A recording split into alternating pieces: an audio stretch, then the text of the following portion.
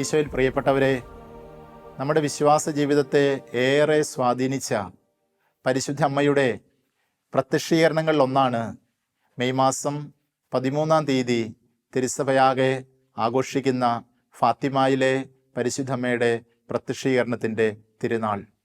ഏതാണ്ട് 109 വർഷങ്ങൾക്ക് മുൻപ് 1917 പോർച്ചുഗലിലെ ഫാത്തിമ എന്ന് പറയുന്ന സ്ഥലത്ത്, കൃത്യമായി പറഞ്ഞാൽ കോവ ദ ഇരിയ എന്ന് പറയുന്ന പ്രദേശത്ത് പരിശുദ്ധ അമ്മ ഇടയ കുട്ടികളായ Lucia dos Santos, Francisco Marto, Jacinta Marto എന്നീ 3 മക്കൾക്ക് പരിശുദ്ധമ്മ പ്രത്യക്ഷയായി. പരിശുദ്ധമ്മ അവരിലൂടെ ലോകത്തെ വളരെ അത്യാവശ്യമായ ചില സന്ദേശങ്ങൾ അറിയിക്കുവാനായിട്ടായിരുന്നു ആഗ്രഹിച്ചത്. ഒന്നാമതായിട്ട് പരിശുദ്ധമ്മ പറയുകയാണ്, നിങ്ങൾ പ്രാർത്ഥിക്കണം, പ്രത്യേകിച്ച് ജപമാല ചൊല്ലി പ്രാർത്ഥിക്കണം.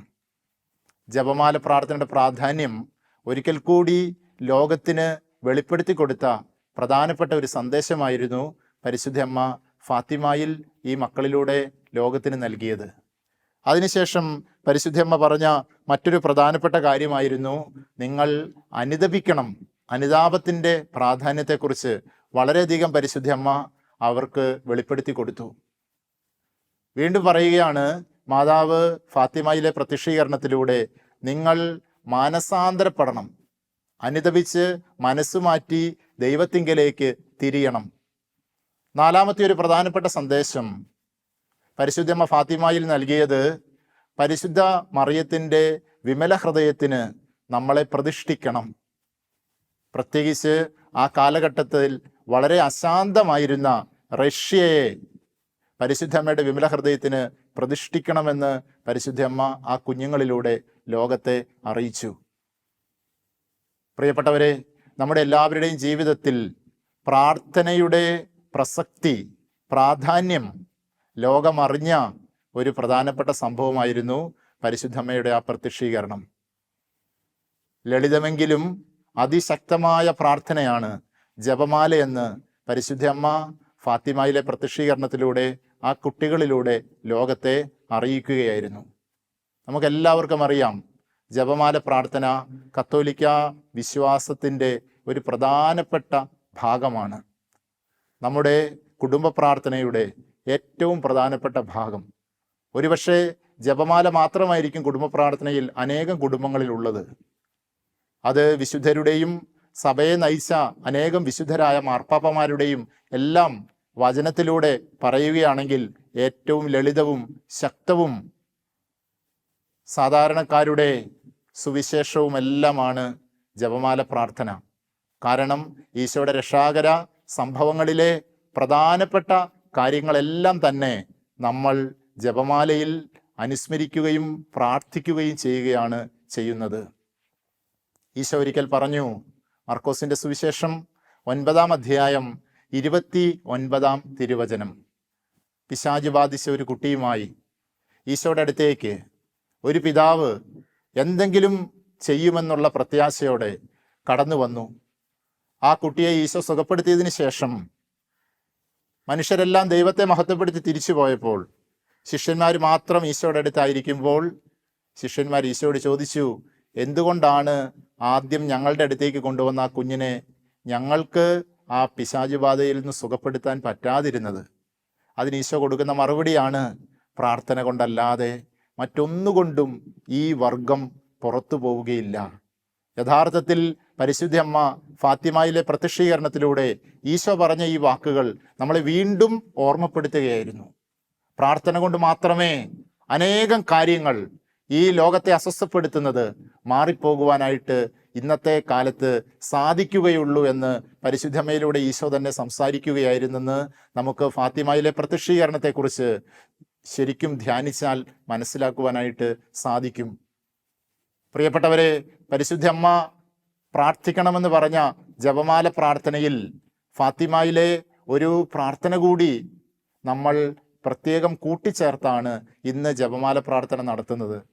ഫാത്തിമ ജപം അല്ലെങ്കിൽ ഫാത്തിമ പ്രയർ എന്ന് നമ്മൾ അറിയപ്പെടുന്ന ON ഈശോയെ ഞങ്ങളുടെ പാപങ്ങൾ ക്ഷമിക്കണമേ, നരകാഗ്നിയിൽ ഞങ്ങളെ രക്ഷിക്കണമേ, എല്ലാ ആത്മാക്കളെയും വിശിഷ്യ അങ്ങേ സഹായം കൂടുതൽ ആവശ്യമുള്ളവരെയും സ്വർഗത്തിലേക്ക് ആനയിക്കുകയും ചെയ്യണമേ എന്നുള്ള പ്രാർത്ഥന പ്രത്യേകമായി നമ്മുടെ ജീവിതത്തിൽ പാപത്തിന് നമ്മൾ അടിമപ്പെടുമ്പോൾ എത്രമാത്രം കർത്താവിൻ്റെ കരുണയും സഹായവും നമുക്ക് ആവശ്യമാണ് അതിൽ നിന്ന് രക്ഷപ്പെടാനെന്ന് ശരിക്കും വെളിപ്പെടുത്തുന്ന ഒരു പ്രാർത്ഥന തന്നെയാണ്.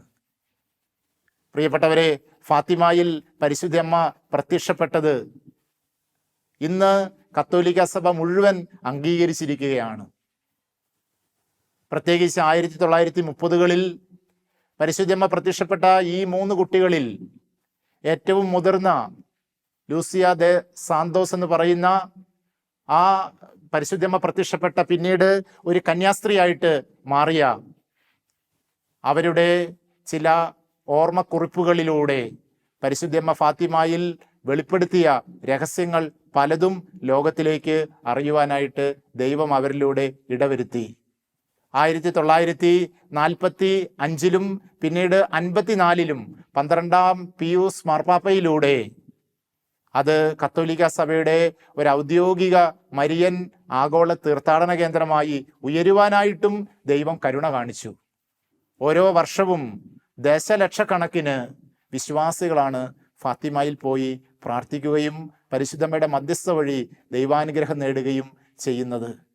പ്രിയപ്പെട്ടവരെ, പരിശുദ്ധ അമ്മ ഫാത്തിമയിൽ പറഞ്ഞ രണ്ടാമത്തെ പ്രധാനപ്പെട്ട സന്ദേശം നിങ്ങൾ അനുതപിക്കണം എന്നാണ്. You have to repent.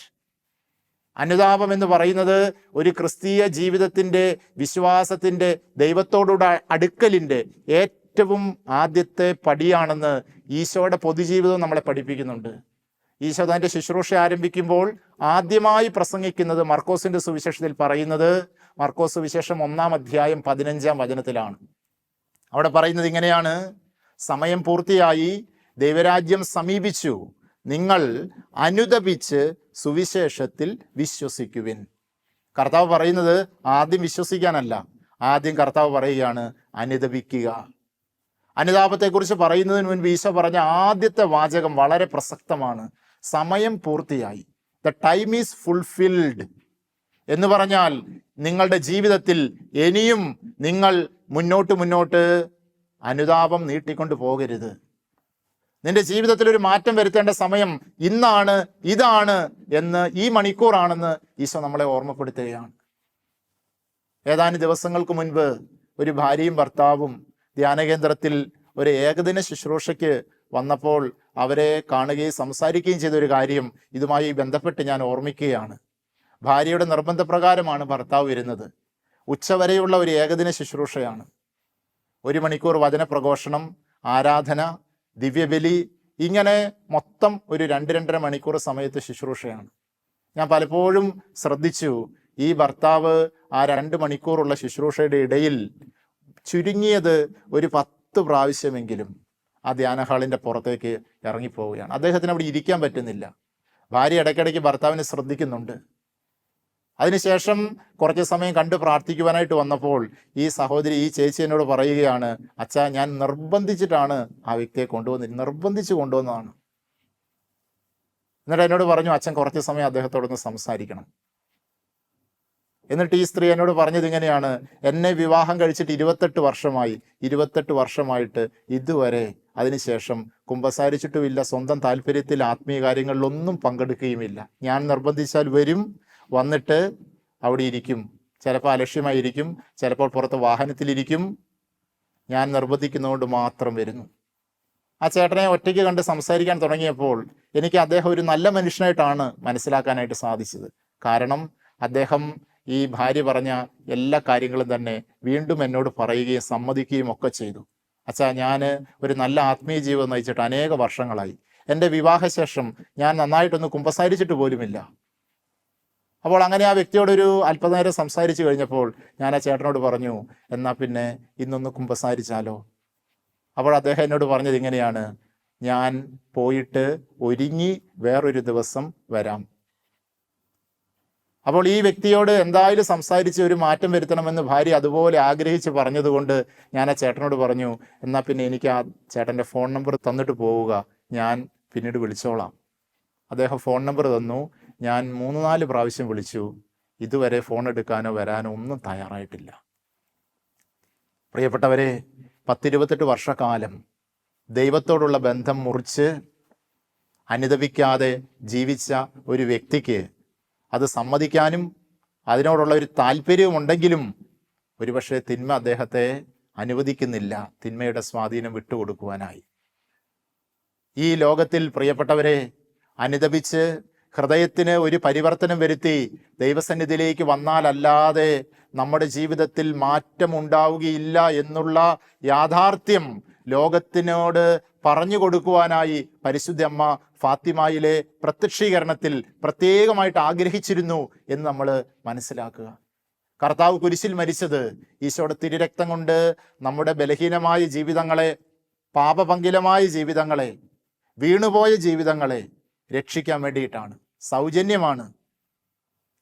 നമുക്കറിയാം, സങ്കീർത്തന പുസ്തകം 49-ാം അധ്യായം അതിൻ്റെ 7-8 വചനങ്ങളിൽ നമ്മൾ വായിക്കുന്ന ഇങ്ങനെയാണ്: തന്നെ വീണ്ടെടുക്കാനോ സ്വന്തം ജീവന്റെ വില ദൈവത്തിന് കൊടുക്കാനോ ആർക്കും കഴിയുകയില്ല. എന്തെന്നാൽ ജീവന്റെ വിടുതൽ വില വളരെ വലുതാണ്, എത്ര കൊടുത്താലും തികയുകയില്ല. നമ്മളെ കൊണ്ട് നമ്മുടെ തെറ്റിന് ലോകത്തിൽ ജീവിക്കുമ്പോൾ പൂർണ്ണമായി പരിഹാരം കണ്ടെത്താൻ ഒരിക്കലും സാധിക്കുകയില്ല. അതുകൊണ്ടാണ് ദൈവപിതാവ് സ്വന്തം പുത്രനെ തന്നെ ഭൂമിയിലേക്ക് അയക്കുകയും കുരിശിൽ മരിച്ച് രക്തം ചിന്തി നമ്മളെ രക്ഷിക്കുവാനായിട്ട് വിട്ടുകൊടുക്കുകയും ചെയ്തത്. പ്രിയപ്പെട്ടവരെ, ഈശോ 2000 കൊല്ലം മുൻപ് ഈ ലോകത്തിലെ ഏറ്റവും അവസാനം ജീവിക്കുന്ന മനുഷ്യന്റെ അവസാനത്തെ വീഴ്ചയ്ക്ക് വരെ കുരിശിൽ രക്തം ചിന്തി പരിഹാരം ചെയ്തു. യോഹന്നാന്റെ 1-ാം ലേഖനം 1-ാം അധ്യായം 7-ാം വചനം: അവിടുത്തെ പുത്രനായ യേശുവിൻ്റെ രക്തം എല്ലാ പാപങ്ങളിൽ നിന്നും നമ്മെ ശുദ്ധീകരിക്കുന്നു. പക്ഷെ ഒരൊറ്റ കണ്ടീഷനുണ്ട്: ഞാൻ അനുദപിക്കണം. ഞാൻ അനുദപിക്കുമ്പോഴാണ് ഈശോ എനിക്ക് വേണ്ടി ഏറ്റെടുത്ത കുരിശുമരണത്തിൻ്റെ, എന്നെ രക്ഷിക്കുവാനായി കർത്താവ് ചിന്തിയ തിരുരക്തത്തിൻ്റെ യഥാർത്ഥ അനുഗ്രഹം, ഗുണം എനിക്ക് കിട്ടുന്നത്. അനുദപിക്കാത്ത ഒരു വ്യക്തിയെ സംബന്ധിച്ചിടത്തോളം ആ വ്യക്തി നിത്യനാശത്തിലേക്ക് പോകുവാൻ ദൈവത്തോട് മുഖം തിരിഞ്ഞു നിൽക്കുന്ന ഒരു വ്യക്തിയാണെന്ന് പരിശുദ്ധമ്മ ഫാത്തിമയിൽ വേദനയോടെ ഈ കുട്ടികളിലൂടെ നമ്മളെ ഓർമ്മപ്പെടുത്തി. നിങ്ങൾ അനുദപിക്കണം. പാപികളുടെ മാനസാന്തരത്തിന് വേണ്ടി പ്രാർത്ഥിക്കണം. പരിശുദ്ധമ്മ കുഞ്ഞുങ്ങളോട് പറഞ്ഞു കൊടുത്തു, നിങ്ങളുടെ ചെറിയ ചെറിയ സഹനങ്ങൾ മറ്റുള്ളവരുടെ മാനസാന്തരത്തിന് വേണ്ടി കാഴ്ചവെക്കണം.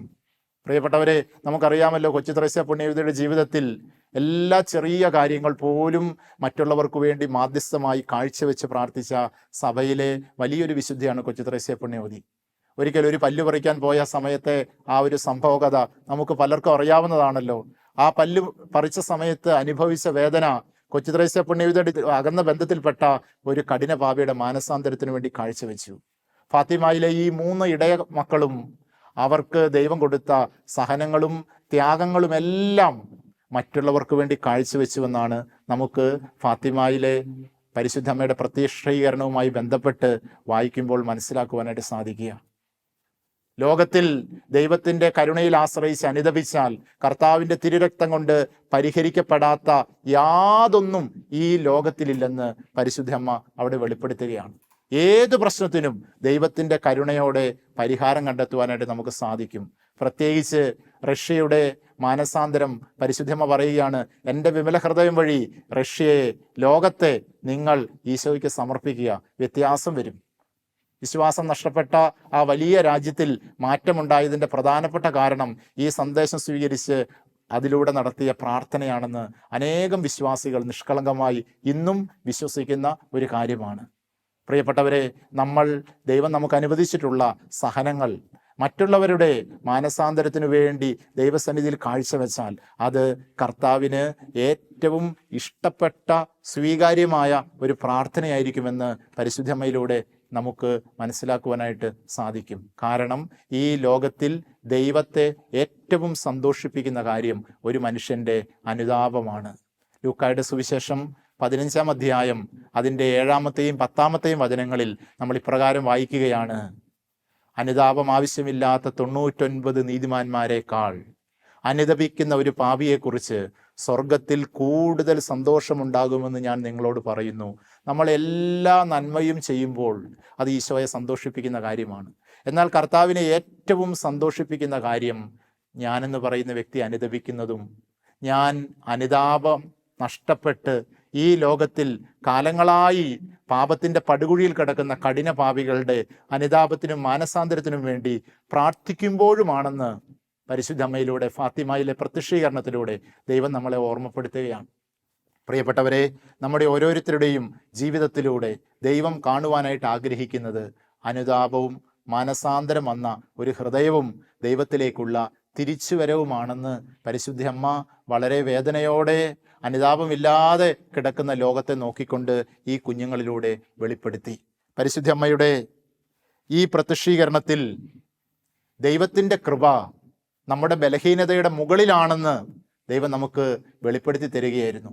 ഏറെ പ്രത്യേകമായിട്ട് പ്രിയപ്പെട്ടവരെ, വിശുദ്ധ ജോൺ പോൾ രണ്ടാമൻ മാർപ്പാപ്പ പറഞ്ഞതുപോലെ കർത്താവിൻ്റെ കരുണ കൊണ്ട് പരിഹരിക്കപ്പെടാത്ത ഒരു പ്രശ്നവും മനുഷ്യ ജീവിതത്തിൽ ഇല്ലെന്നും, ദിവ്യകാരുണ്യ ഈശോയുടെ സന്നിധിയിൽ പരിശുദ്ധമ്മയുടെ വിമല ഹൃദയം വഴി നമ്മൾ സമർപ്പിക്കുന്ന ഏതൊരു പ്രാർത്ഥനയ്ക്കും ഉത്തരമുണ്ട് എന്നുള്ള ഒരു കാര്യം ഫാത്തിമയിലൂടെയാണ് നമുക്ക് പ്രധാനമായിട്ടും വെളിപ്പെടുത്തപ്പെട്ടത്. ഫാത്തിമ ജപം നമ്മൾ ചൊല്ലി പ്രാർത്ഥിക്കുമ്പോൾ കർത്താവ് നമ്മുടെ പാപങ്ങൾ നമ്മളോട് ക്ഷമിക്കുകയും നരകത്തിലേക്ക് വീഴുവാൻ യോഗ്യതയുള്ള നമ്മളോട് ദൈവം കരുണ കാണിച്ച് നമ്മളെ സ്വർഗത്തിന് അർഹരാക്കുകയും ചെയ്യുവാൻ ധാരാളം പ്രാർത്ഥനകൾ ഈ ലോകത്തിന് ആവശ്യമാണ്. പ്രിയപ്പെട്ടവരെ, the way of divine love, ദൈവസ്നേഹത്തിൻ്റെ വഴികൾ എന്നറിയപ്പെടുന്ന പുസ്തകം രചിച്ച ജോസെഫ മെൻഡസ് എന്ന് പറയുന്ന ഒരു സ്പാനിഷ് സിസ്റ്റർ എഴുതിയ വിശ്വപ്രസിദ്ധമായ ആ പുസ്തകത്തിൽ പറയുകയാണ്, നരകത്തിൻ്റെ നേർക്കാഴ്ച എന്ന് പറയുന്നത് നമുക്ക് ചിന്തിക്കാൻ പോലും പറ്റാത്തത്ര സഹനമാണ്. ഇന്ന് നമ്മൾ ജീവിക്കുന്ന ഈ കാലഘട്ടത്തിൽ അനേകം മനുഷ്യര്, ഒരുപക്ഷെ വിശ്വാസികളായവർ പോലും പലരും ചിന്തിക്കുന്നത് നരകമില്ല എന്നൊക്കെയാണ്. നരകമില്ല, പിശാചില്ല, ദൈവം മാത്രമേ ഉള്ളൂ, ദൈവം എന്നെ സൃഷ്ടിച്ചെങ്കിൽ ദൈവത്തിൻ്റെ ഉത്തരവാദിത്തമാണ് ഞാൻ എങ്ങനെയൊക്കെ ജീവിച്ചാലും എന്നെ രക്ഷിക്കുക, ഇങ്ങനെയൊക്കെയുള്ള സിദ്ധാന്തങ്ങൾ ചിന്തിച്ചുകൊണ്ട് സ്വന്തം ജീവിതം കുത്തഴിച്ചു വിടുവാനായിട്ട് ഇന്ന് അനേകം മനുഷ്യർ തയ്യാറാവുകയാണ്. എന്നാൽ പ്രിയപ്പെട്ടവരെ, നരകം എന്നുള്ള യാഥാർത്ഥ്യമുണ്ടെന്നും നമ്മുടെ നിത്യരക്ഷയ്ക്കായി നമ്മൾ പ്രാർത്ഥിക്കുകയും വിശുദ്ധ ജീവിതം നയിക്കുവാനായിട്ട് പരിശ്രമിക്കുകയും നമ്മൾ പാപത്തിൽ വീഴാതെ ദൈവത്തിൻ്റെ കാരുണ്യം യാചിക്കുകയും ചെയ്യേണ്ട ആവശ്യം നമ്മുടെ എല്ലാവരുടെയും ജീവിതത്തിലുണ്ടെന്നും ഫാത്തിമയിലെ പ്രത്യക്ഷീകരണം ഒരിക്കൽ കൂടി നമ്മളെ ഓർമ്മപ്പെടുത്തുകയാണ്. അതുകൊണ്ടാണ് ആ ഫാത്തിമ ജപത്തിൽ നമ്മൾ പ്രാർത്ഥിക്കുന്നത്, നരകാഗ്നിയിൽ ഞങ്ങളെ രക്ഷിക്കണമേ. നരകാഗ്നി ഉണ്ട്, അനേകം ആത്മാക്കൾ നരകത്തിൽ വീണുകൊണ്ടിരിക്കുന്നുണ്ട്. പ്രത്യേകിച്ച് ഈ ജോസെഫ മെൻഡസ് എന്ന് പറയുന്ന ആ സിസ്റ്റർ എഴുതിയ ആ പുസ്തകത്തിൽ, ദൈവസ്നേഹത്തിൻ്റെ വഴികൾ എന്ന പുസ്തകത്തിൽ പറയുകയാണ്, പാപികൾ നരകത്തിൽ വീഴുന്നത് മഞ്ഞു പെയ്യുന്നത് പോലെയാണെന്നാണ് ആ പുസ്തകത്തിൽ പറയുന്നത്. ലൈക്ക് സ്നോ ഫ്ലേക്സ്, മഞ്ഞ് ഒരു സ്ഥലത്ത് പെയ്യുന്നത് പോലെയാണ് പാപികൾ ഓരോ നിമിഷവും നരകാഗ്നിയിലേക്ക് ഇരയാക്കപ്പെട്ട് ആ നരകത്തിലെ തീച്ചുളയിലേക്ക് വീഴുന്നത്. പ്രിയപ്പെട്ടവരെ, നരകമില്ലെന്നുള്ള തെറ്റായ ധാരണയിൽ, എന്ത് ചെയ്താലും കുഴപ്പമില്ലെന്നുള്ള മിഥ്യാധാരണയിൽ മനുഷ്യൻ അനേകര് നശിക്കുമ്പോൾ അത് ദൈവത്തെയും പരിശുദ്ധ അമ്മയെയും എത്രമാത്രം വേദനിപ്പിക്കുന്നുണ്ടെന്ന് ഫാത്തിമയിലെ പ്രത്യക്ഷീകരണത്തിലൂടെ പരിശുദ്ധ അമ്മ നമുക്ക് വളരെ വ്യക്തമായി വെളിപ്പെടുത്തി തന്നു. മറ്റുള്ള ആത്മാക്കളുടെ ഒരു ഉത്തരവാദിത്തം നമുക്കുണ്ട് എന്നും പരിശുദ്ധ അമ്മ മറ്റുള്ളവർക്ക് വേണ്ടി പ്രാർത്ഥിക്കണമെന്ന് ആവശ്യപ്പെട്ടുകൊണ്ട് ഫാത്തിമയിലൂടെ വെളിപ്പെടുത്തി. പ്രിയപ്പെട്ടവരെ, ദൈവം നമ്മളെ ഏൽപ്പിച്ച കുറേ ആത്മാക്കളുണ്ട്. ഒരുപക്ഷെ നമ്മുടെ ജീവിത പങ്കാളി, ഒരുപക്ഷെ നമ്മുടെ മക്കൾ, ഒരുപക്ഷെ നമ്മളുടെ അടുത്തേക്ക് പ്രാർത്ഥനയ്ക്കും മറ്റു പല കാര്യങ്ങൾക്കുമായിട്ട് ദൈവം നമ്മളോട് ബന്ധപ്പെടുത്തി തരുന്ന വ്യക്തികൾ. ആത്മാക്കളുടെയൊക്കെ കണക്ക് കർത്താവ് നമ്മളോട് ചോദിക്കും. ദൈവസ്നേഹത്തിൻ്റെ വഴികൾ എന്ന പുസ്തകത്തിൽ പറയുന്ന മറ്റൊരു പ്രധാനപ്പെട്ട കാര്യം ഇങ്ങനെയാണ്, ഒരിക്കൽ ജോസെഫ മെൻഡസ് എന്ന് പറയുന്ന ആ സിസ്റ്ററിന് ഈശോ ഒരു ദർശനം കാണിച്ചു കൊടുത്തു. ഒരു പെൺകുട്ടിയുടെ ആത്മാവ് നരകത്തിലെ തീയിൽ കിടന്ന് നിലവിളിക്കുകയാണ്. ഞാനിവിടെ വന്ന് വീഴുവാൻ കാരണം എൻ്റെ മാതാപിതാക്കളാണ്. അവരെനിക്ക് ജീവിതത്തിൽ എല്ലാ സൗകര്യങ്ങളും ചെയ്തു തന്നു, എന്നാൽ അവർ ദൈവീകമായ കാര്യങ്ങൾക്ക് ഈശോയുമായി ബന്ധപ്പെട്ട കാര്യങ്ങൾക്ക് എന്നെ അല്പം കൂടി നിർബന്ധിച്ചിരുന്നെങ്കിൽ ഒരുപക്ഷെ ഞാൻ ഈ നരകത്തിൽ വന്ന് വീഴുകയില്ലായിരുന്നു എന്ന് പറഞ്ഞുകൊണ്ട് ഒരു പെൺകുട്ടി നരകത്തിൽ കിടന്ന് നിലവിളിക്കുന്നത് ഈശോ ജോസേഫ മെൻഡസ് എന്ന ആ വിശുദ്ധയായ സിസ്റ്ററിന് ദർശനത്തിലൂടെ വെളിപ്പെടുത്തി കൊടുത്തത് ദൈവസ്നേഹത്തിൻ്റെ വഴികൾ എന്ന പുസ്തകത്തിൽ അവർ വിവരിച്ചിരിക്കുന്നത് ഞാൻ ഓർക്കുകയാണ്.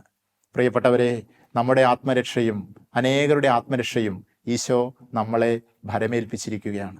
അത് സാധിക്കുന്നത് കർത്താവിൻ്റെ കരുണ അനുസ്യൂതം നമ്മളിലേക്ക് ഒഴുകുക വഴിയായിട്ടാണ്. ഈശോയുടെ കരുണ സ്വീകരിക്കുവാനായിട്ട് ഈ ലോകത്തിൽ ഒറ്റ മാർഗമേ ഉള്ളൂ, നമ്മൾ അനുതപിച്ച് ദൈവസന്നിധിയിലേക്ക് വരണം. ഹൃദയത്തിൽ എളിമയും അനുതാപവും ഉണ്ടാവുകയും എൻ്റെ വചനം കേട്ടാൽ വിറയ്ക്കുകയും ചെയ്യുന്നവരെയാണ് ഞാൻ അനുഗ്രഹിക്കുക എന്ന യേശയ്യാ പ്രവാചകന്റെ പുസ്തകം 66 അധ്യായം 2 തിരുവചനം ഈ സമയത്ത് നമ്മൾ ഓർക്കുന്നത് നല്ലതാണ്. ഹൃദയത്തിൽ അനുതാപം, ഞാനൊരു പാപിയാണെന്നുള്ള പാപബോധം നമുക്കുണ്ടാവുക എന്നുള്ളത് വളരെ വളരെ പ്രധാനപ്പെട്ടതാണ്. ഒരിക്കൽ ജോൺ പോൾ രണ്ടാമൻ മാർപ്പാപ്പയോട് ഒരു മാധ്യമപ്രവർത്തകൻ ഈ ലോകത്തിലെ മനുഷ്യൻ്റെ ഏറ്റവും വലിയ തകർച്ച എന്താണ്, ദുരന്തം എന്താണ് എന്ന് ചോദിച്ചപ്പോൾ ജോൺ പോൾ രണ്ടാമൻ മാർപ്പാപ്പ അല്പനേരം ചിന്തിച്ചിട്ട് പറഞ്ഞ മറുപടി ഇങ്ങനെയാണ്: I think man lost the sense of sin. എനിക്ക് തോന്നുന്നത് മനുഷ്യന് പാപബോധം നഷ്ടപ്പെട്ടു. അതാണ് ഈ ലോകത്തിലെ ഏറ്റവും വലിയ മനുഷ്യൻ്റെ ദുരന്തം. പ്രിയപ്പെട്ടവരെ, എന്തെല്ലാം കാര്യങ്ങൾ ഈ ലോകത്തിൽ തകർച്ചകളായിട്ട് നമുക്ക് ചുറ്റുമുണ്ട്.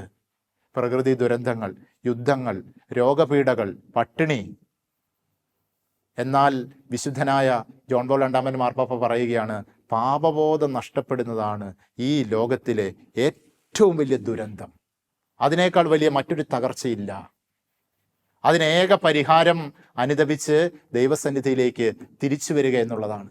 നമുക്കെല്ലാവർക്കും അറിയാം, ദൈവത്തിൻ്റെ കരുണയെക്കുറിച്ച് ലോകത്തെ മുഴുവൻ അറിയിച്ച വിശുദ്ധയാണ് വിശുദ്ധ ഫൗസ്റ്റീന പുണ്യവതി. ആ ഫൗസ്റ്റീനയുടെ ഡയറിയിലൂടെ ഈശോ പറയുകയാണ്, പാപത്തിന് അതിൻ്റേതായ ശിക്ഷയുണ്ട്, എന്നാൽ അനുതപിക്കുന്ന ഒരു പാപി ശിക്ഷയുടെ കീഴിലല്ല, എൻ്റെ കരുണയുടെ കീഴിലാണ് കിടക്കുന്നത്. മറ്റൊരിടത്ത് ഫൗസ്റ്റീനയുടെ ഡയറിയിൽ ഈശോ ഫൗസ്റ്റീന പുണ്യവതിയിലൂടെ നമ്മളോട് പറഞ്ഞു തരികയാണ്, ഈ ലോകത്തിലെ ഏറ്റവും വലിയ പാപിക്കാണ് എൻ്റെ കരുണ ഏറ്റവും കൂടുതൽ കിട്ടുവാനായിട്ടുള്ള അർഹത. പ്രിയപ്പെട്ടവരെ, കർത്താവിൻ്റെ കരുണ അനുതപിച്ചു വരുന്ന മനുഷ്യ മക്കളെ ധൂർത്തപുത്രനെ നോക്കിയിരിക്കുന്ന പിതാവിനെ പോലെ കാത്തിരിക്കുകയാണ്. നമുക്ക് നമ്മുടെ ജീവിതത്തിൽ ഒന്നിനെക്കുറിച്ചും കുറ്റബോധം തോന്നേണ്ട കാര്യമില്ല. പക്ഷെ നമ്മൾ അനുതപിക്കണം. നമ്മൾ അനുതപിച്ചു കഴിഞ്ഞാൽ നമ്മുടെ എല്ലാ തെറ്റിനും പരിഹാരം ചെയ്ത ഈശോനാഥൻ്റെ തിരുരക്തത്താൽ കർത്താവ് നമ്മളെ കഴുകി വിശുദ്ധീകരിച്ച് കർത്താവിന് ഏറ്റവും പ്രിയപ്പെട്ടതാക്കി മാറ്റും.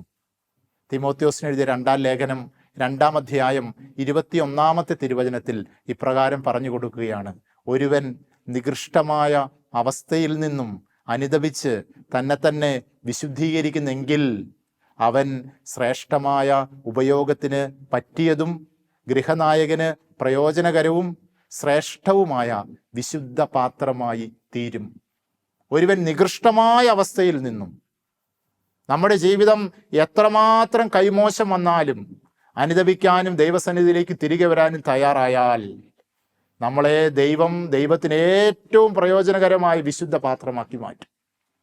അതുകൊണ്ടാണ് ഫ്രാൻസിസ് മാർപ്പാപ്പ പറയുന്നത്, God is never tired of forgiving us.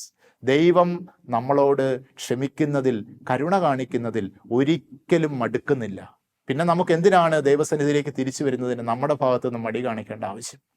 പ്രിയപ്പെട്ടവരെ, അനുതപിക്കുന്ന ഒരു മനുഷ്യനെയാണ് ഈ ലോകത്തിൽ കർത്താവ് ഏറ്റവും കൂടുതൽ താല്പര്യത്തോടെ നോക്കുന്നത്, കാത്തിരിക്കുന്നത്, അനുഗ്രഹിക്കുന്നത്. ഇത് നമ്മൾ തിരിച്ചറിയണം. ഈ കാലഘട്ടത്തിൽ അനേകം വിശ്വാസികൾ വായിക്കുന്ന ഒരു ആത്മീയ പുസ്തകത്തിൻ്റെ പേരാണ് ഇൻസിനു ജേസു.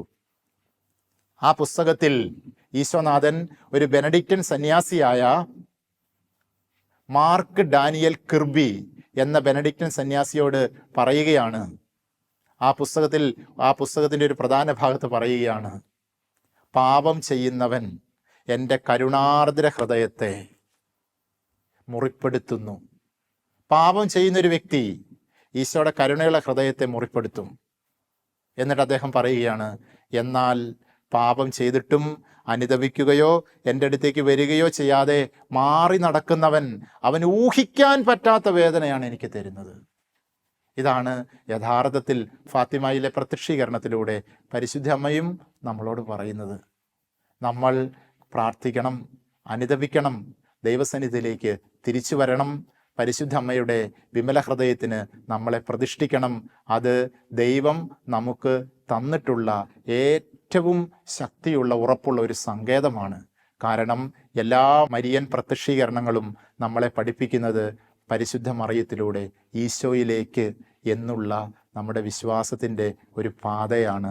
പരിശുദ്ധ അമ്മയുടെ എല്ലാ പ്രത്യക്ഷീകരണങ്ങളും നമുക്ക് കാണിച്ചു തരുന്നത് പരിശുദ്ധ അമ്മയിലൂടെ ഈശോയിലേക്ക്, ത്രൂ മേരി ടു ജീസസ്.